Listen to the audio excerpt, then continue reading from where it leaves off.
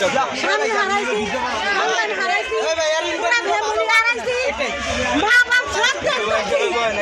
আমার গরু বাছুর ছাগল যা আছে আজকে 7টা বছরে ডিজেল বাইরে খোঁজার জন্য আমি অনেক চেষ্টা করছি। রাষ্ট্রীয় ইলাজ কাটতে না গেছি ইলেকশন করে আমার ধাক্কা দিয়ে বেলা দিতে।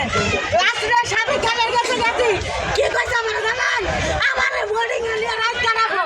এই সাবেক খান, তুই কি মরবি না? তোর কি মা বোন নাই? তোর কি দেশে কেউ নাই? তুই ঠানে ঠানে বিয়ে করে দেখে সবারে বোর্ডিং এ নিবার কাজ। আজকে তুই ডিজেল বাইরের কারণে আমি সাবেক খানের বোর্ডিং এ নিতে চাই। তুই সাবেক খানের কারণে ইলাজ কাটতে না আমার আজকে বাইরে। তুই আজকে তুই ডিজেল বাইরের কারণে স্বামী হারাইছি, সন্তান হারাইছি। তুই ডিজেলের কারণে আজকে আমি রাস্তায়। এটা ভাই জীবন কয় না, এটা ওর জীবন কয়। আমি কোনো আমার চাকরি নিতে পারি না, কোনো কাজ করতে পারি না, টিয়ারও খাইতে পারি না, দুটা ভাত। আপনি থাকেন কোথায়? থাকেন কোথায়? আমি ভাই শনিয়া কথাই আমার এক ভাই বাসায়। এখানে আসছেন কেন? এখন আসছি আমার জীবন দিয়া এর ভক্ত হয়ে দেহে আমার জন্য কিছু করতে পারে নাই। ডিপজলের সাথে দেখা করতে চাচ্ছেন? আমি এই জীবনটা দিয়া ডিপজল ভাইয়ের জন্য আমি যা যা করছি, যখন চোখে দেয় না মেডিকেলে সিঙ্গাপুর, তখন আমি খাসি মানুষ তার জন্য আবাদত করছি, তার জন্য